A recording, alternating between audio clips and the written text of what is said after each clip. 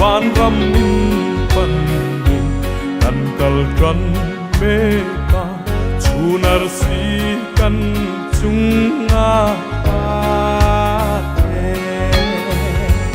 van in nuam pan in kan kal me nun na le lok na chang e turi kan khen hunin kan lom ma lim in ram ro kuya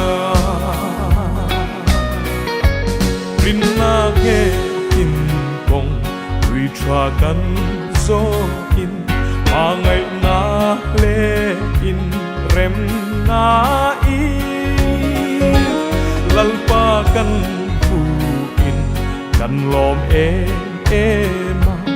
ama nen chuan kan nin o van in nuam pan in kan kal me nun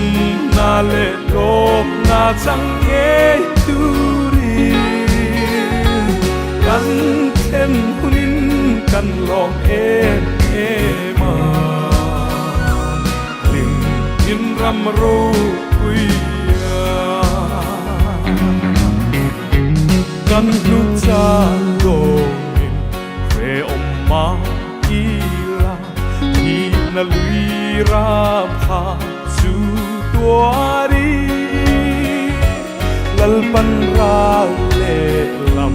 min kai pui anga in na phak zai kan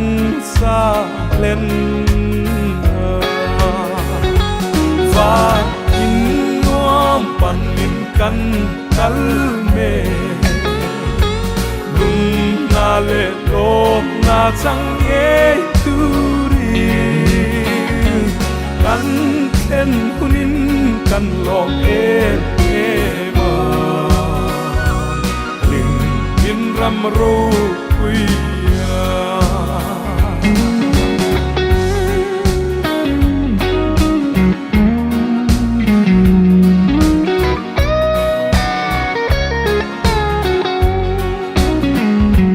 kan lúc cha dong in kre ma ila i na lui ra kha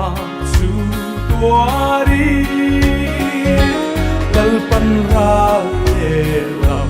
min kai pui ala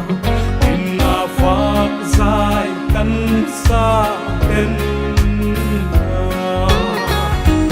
van in nuam pan in kan kal me nun na le lok na chang e turi